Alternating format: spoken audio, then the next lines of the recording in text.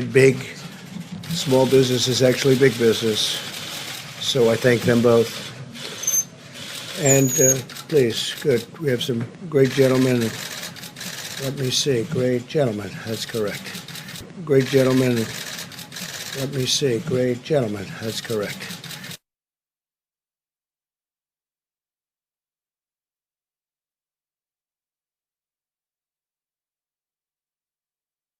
Great gentlemen. Let me see. Great gentlemen. That's correct. Great gentlemen. Let me see. Great gentlemen. That's correct.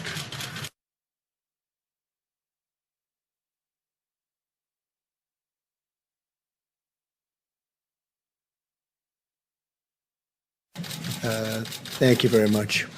Today, my administration is also issuing new guidelines to protect elderly Americans who remain the most vulnerable. By now, nursing homes should have suspended the entry of all medically unnecessary personnel.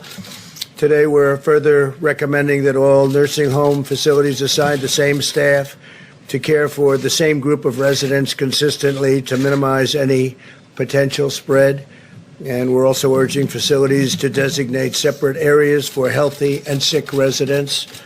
And this is a practice that we probably will be recommending into the future long after the enemy is gone, this particular enemy is gone. We're also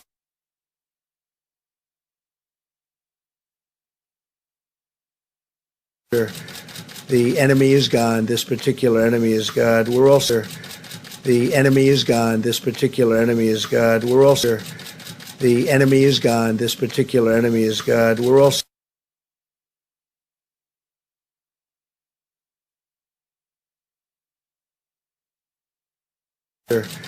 the enemy is gone, this particular enemy is gone. We're also the enemy is gone, this particular enemy is gone. We're also the enemy is gone, this particular enemy is gone. We're also the enemy is gone, this particular enemy is gone. We're the enemy is gone, this particular enemy is gone.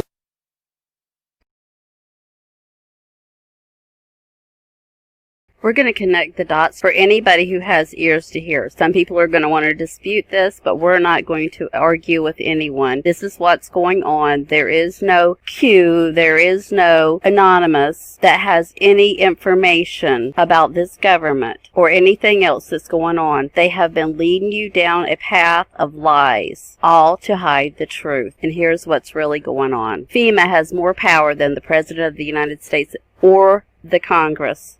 It has the power to suspend laws, move entire populations, arrest and detain citizens without a warrant, and hold them without trial. It can seize property, food supplies, transportation systems, and can suspend the Constitution. When a state of emergency is declared, Executive Order 11921 allows the Federal Emergency Preparedness Agency to develop plans to establish control over the mechanisms of production and distribution of energy sources, wages, salaries, credit, and the flow of money in the U.S. financial institution in any undefined national emergency. It also provides that when a state of emergency is declared by the President, Congress cannot review this action for 6 months. Now, with the understanding that after Trump signed the National Emergency Declaration, FEMA took over. Now, this is March 13th, 2020. Listen to what he's going to say now. This is right after he signed the National Emergency into effect. It is only the beginning of what we're really doing, and now we're in a different phase. This is only the beginning of what we're really doing, because what they're really doing is putting everything in place to start the New World Order. Now we're in a different phase. The different phase that he's speaking of is that he is no longer president, and he has given full power over to FEMA when he signed the National Emergency Declaration. We had some very old and obsolete rules. Those old and obsolete rules are also known as the Constitution of the United States. That we had to live with. It worked under certain circumstances, but not under mass circumstances. Under mass circumstances is being under FEMA rule. They were there for a long time. They were in place for a long time, and we're breaking them down now. They're definitely breaking them down because the Constitution is suspended. And they're very usable for certain instances, but not for this. Not for this. Because they can't go forward with their plan with the Constitution, our constitutional rights, still intact. To unleash the full power of the federal government. To unleash the full power of the federal government in this effort today, I am officially declaring a national emergency. I am officially declaring a national emergency. So he is officially telling us in a coded message that we are now under the rule of FEMA, no longer having a president. Fast forward to March 19th, 2020, in the FEMA National Response Coordination Center. Well, Mr. President, Vice President, thank you for being here. Really appreciate your visit to FEMA. I think your visit really, as you indicated last week, by signing the national emergency, has really empowered FEMA. Has really empowered FEMA. Has really empowered FEMA.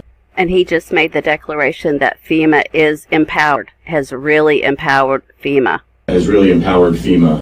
Fast forward to April 10th, 2020, in plain words, it's been my great honor to have been their president. Past tense. The American people have been so disciplined.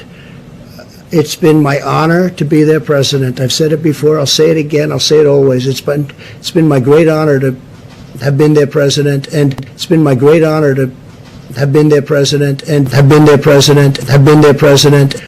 I have a big decision coming up, and I only hope to God that it's the right decision, but it'll be based on the input from a lot of very talented people, very smart people, and people that love our country. Thank you all very much. Thank you. Thank you.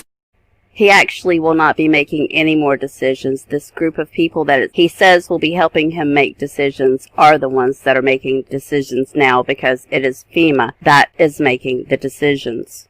And as you can hear in this live briefing, Trump obviously does not know what's going on, because he said, you should have let us know, when Mike Pompeo said, we're in a live exercise, a live exercise. Pompeo says this is a live exercise.